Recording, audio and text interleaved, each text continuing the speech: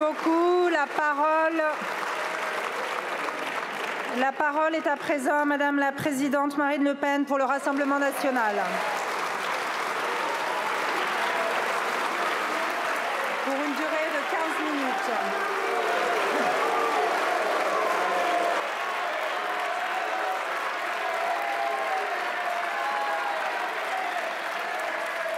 Madame la Présidente, Monsieur le Premier ministre, Mesdames et Messieurs les ministres, chers collègues. Allez, silence, s'il vous plaît, s'il vous plaît. Nous voilà arrivés au moment de vérité, un moment parlementaire inédit depuis 1962 qui va sceller, selon toute vraisemblance, la fin d'un gouvernement éphémère, un gouvernement de circonstances et finalement d'apparence. Monsieur le Premier ministre, dès votre nomination à Matignon, le Rassemblement national avait fait un choix responsable, transparent et loyal. Vous prendre au mot lorsque vous vous disiez prêt à construire un texte garantissant, je vous cite, des dépenses maîtrisées, un effort juste et une France souveraine, et à tenir compte des attentes légitimes de nos 11 millions d'électeurs pour atteindre ces trois objectifs. Nous avons voulu croire, manifestement à tort, que vous ne seriez pas le simple continuateur d'un système rejeté lors des dernières élections, mais un bâtisseur sincère, conscient des souffrances du pays, capable d'appréhender les nouveaux équilibres politiques et de rendre enfin la parole à ces millions de Français ignorés comme effacés de l'esprit des gouvernants. Mais au fil de ces 3 petits mois, il est apparu que vous étiez en réalité à la tête d'un gouvernement dépourvu de toute assise démocratique, y compris au cœur de votre soi-disant socle commun, un socle par ailleurs miné par les ambitions personnelles et les manœuvres de couloir qui le rongent. L'Assemblée nationale va très vraisemblablement censurer dans quelques minutes cette illusion d'optique. Vous vous êtes dit surpris de cet épilogue. Ce qui est surprenant dans cette affaire, c'est la surprise d'un Premier ministre qui sait mieux que nous que c'est dans ses rangs que l'intransigeance, le sectarisme et le dogmatisme lui ont interdit la moindre concession, ce qui aurait évité ce dénouement. Monsieur le Premier ministre, vous avez fait le choix de prolonger l'hiver technocratique dans lequel est plongée la France depuis l'élection d'Emmanuel Macron en 2017. La déconnexion des attentes démocratiques, la verticalité des décisions, le refus des consultations et des compromis, en somme, le respect de la volonté du peuple français en matière migratoire, sécuritaire ou fiscale, ou en matière de construction européenne, et ce malgré les résultats sans appel des élections de juin et juillet dernier. Rien d'étonnant dans ces conditions à ce que ce budget s'inscrive dans la continuité des 50 derniers qui l'ont précédé, des budgets de déficit chronique et de gaspillage qui ont porté notre dette à un niveau jamais atteint, 3 300 milliards, dont la facture est invariablement présentée aux Français, sommés d'éponger ses errements. Depuis 50 ans, la France a perdu le contrôle de ses finances publiques. Elle s'est rendue prisonnière de ces budgets qui obèrent désormais son avenir, celui de nos enfants et même de nos petits-enfants. Ils n'ont pas seulement découragé le travail, mais la création de richesses, pas seulement la volonté d'entreprendre, mais la possibilité de le faire. Ce budget ne s'attaque pas seulement à la France, il prend en otage les Français, et singulièrement les plus vulnérables, les retraités modestes, les personnes malades, les travailleurs pauvres, les Français considérés comme trop riches pour être aidés, mais pas assez pauvres pour échapper au matraquage fiscal. Ces Français qui se posent tous une unique question: où va l'argent? Car comme nous, ils constatent cet extravagant paradoxe. Toujours plus d'impôts et pourtant toujours moins de services publics, toujours moins de protection sociale. Dans ce contexte de crise budgétaire et institutionnelle, nous vous avons proposé un contre-budget traduisant 5 choix politiques clairs. Rendre du pouvoir d'achat aux Français, défendre les entrepreneurs, lutter contre les rentes, la spéculation et la fraude, dégraisser l'État et le recentrer sur ses missions régaliennes, stopper les dépenses contraires à la volonté populaire. Vous avez refusé jusqu'au bout de retenir ne serait-ce qu'une partie raisonnable mais essentielle de ces mesures, pourtant détaillées et chiffrées.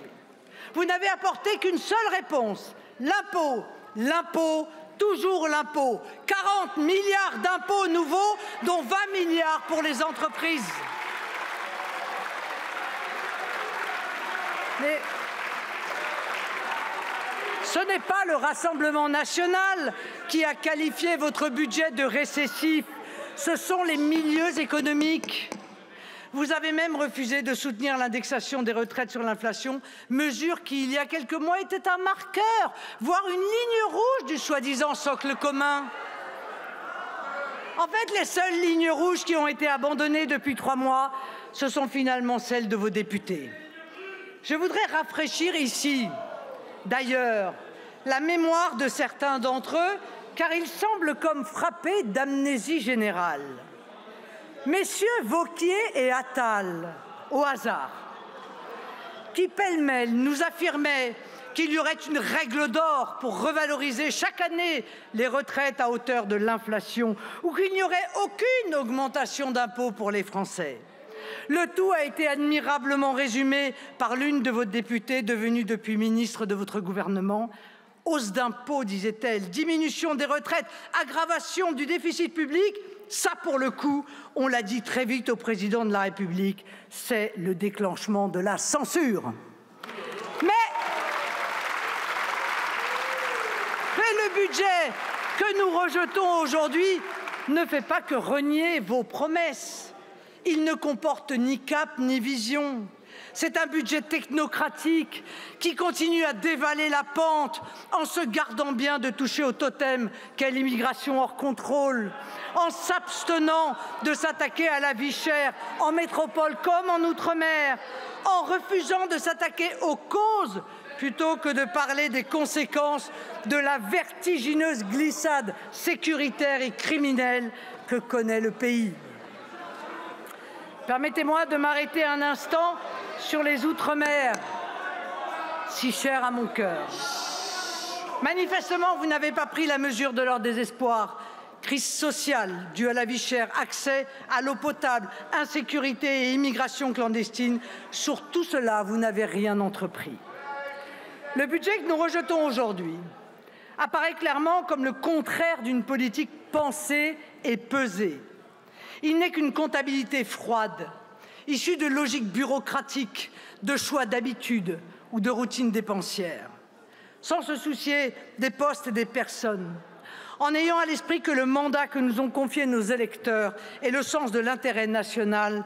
Nous avions éclairé le chemin qui mène au compromis avec 3 balises. Immigration, pouvoir d'achat, sécurité. Ces balises, le gouvernement n'a pas voulu les voir, comme s'il était pour lui déshonorant de chercher en ces circonstances les voies de la conciliation nationale. Les petits pas qu'il a timidement et très tardivement tentés ne peuvent s'appeler des concessions, ce sont des miettes. Je le déplore, mais c'est ainsi. Alors, à ceux qui me croient animé de l'intention de choisir par un vote de censure la politique du pire, je veux leur dire que la politique du pire serait de ne pas censurer un tel budget, un tel gouvernement, un tel effondrement. La France aura un budget, car comme nous l'avons rappelé, nos institutions nous permettront de voter au plus tôt, avec un nouveau gouvernement, des lois de finances pour 2025. Et d'ici là, une loi spéciale que nous voterons évidemment permettra à l'État de continuer à percevoir l'impôt et d'exécuter les dépenses publiques indispensables à la continuité de la vie nationale. En revanche, nous lui évitons la prolongation des tragiques erreurs économiques et fiscales du passé. Nous permettons par notre défense de l'intérêt national, à rebours de 40 ans de politique économique toxique dont vous êtes le continuateur, d'éviter le chaos. Que l'on soit juste, la dissolution, nous la devons à la rupture profonde et ancienne entre la volonté du peuple et les réalisations de leurs dirigeants. La censure est la conséquence non seulement des manœuvres électorales des élections législatives qui ont privé la France d'une majorité de gouvernement, mais également du chantage de votre propre minorité qui vous a interdit de trouver les voies de passage avec vos oppositions, ce qui est pourtant le fondement de la démocratie. Enfin, la situation de notre pays, nous la devons aussi à un président qui s'est ingénié sans discontinuer à déconstruire tout ce qu'il pouvait. Le Quai d'Orsay, la préfectorale, la police judiciaire, le droit à la retraite, l'assurance chômage, la SNCF, la souveraineté nationale, les fleurons de notre industrie, et cette liste n'est pas exhaustive.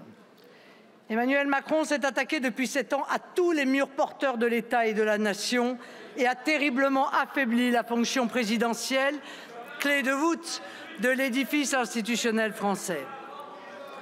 Parce qu'une logique constitutionnelle le commande. En attendant que le peuple reprenne la parole et la main, c'est au chef de l'État et à lui seul qu'il appartiendrait de sortir le pays de cette pathétique ornière. Je le dis ici, j'ai trop de respect pour la fonction suprême, de déférence à l'égard de nos institutions, de révérence vis-à-vis du suffrage universel pour participer à une quelconque entreprise, même parlementaire, de demande de destitution. Je laisse cela aux tchéguévaristes de carnaval qui, sans nul doute, se reconnaîtront.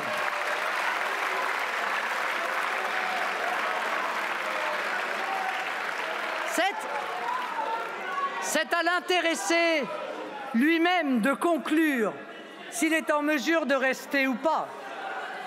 C'est à sa conscience de lui commander s'il peut sacrifier l'action publique et le sort de la France à son orgueil. C'est à sa raison de déterminer s'il peut ignorer l'évidence d'une défiance populaire massive que, dans son cas, je crois définitive. S'il décide de rester, il sera contraint de constater qu'il est le président d'une République qui n'est plus tout à fait, par sa faute, la 5e. Il devra se résoudre, enfin, au respect de l'Assemblée nationale élue, au respect de tous les citoyens sans exception et évidemment au respect des logiques démocratiques. Alors, mes chers collègues, aujourd'hui où la censure nous apparaît comme une nécessité pour mettre fin au chaos, pour éviter aux Français un budget dangereux, injuste et punitif qui, de surcroît, aggrave les déficits, les institutions nous contraignent à mêler nos voix à celles de l'extrême gauche. Ce n'est pas de gaieté de cœur que nous le faisons, tant les idées de l'extrême gauche et de la gauche extrémisée sont dévastatrices pour l'unité, la sécurité et la prospérité du pays, et tant leur comportement est terriblement éloigné de l'idéal français et du respect de nos institutions. Ces mêmes institutions nous contraignent aujourd'hui à utiliser le NFP comme un simple outil pour éviter l'application d'un budget toxique.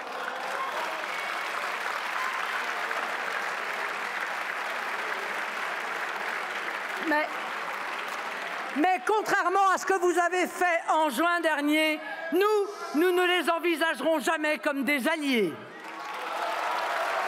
Car les Français n'oublieront pas que si tant de députés insoumis siègent sur ces bancs, c'est grâce au désistement des candidats macronistes et LR. Si tant de députés macronistes et LR siègent sur ces bancs, c'est grâce au désistement de candidats insoumis, n'est-ce pas, Monsieur Wauquiez? Quoi qu'il advienne,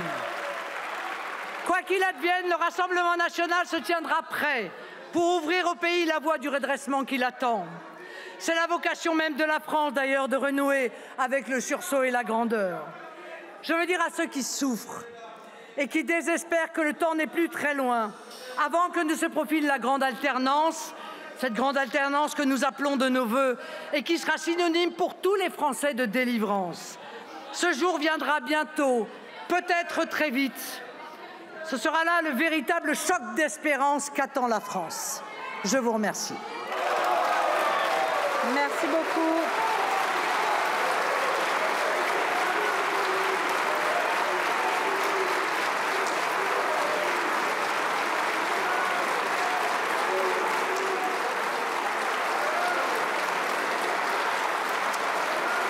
Merci beaucoup. La parole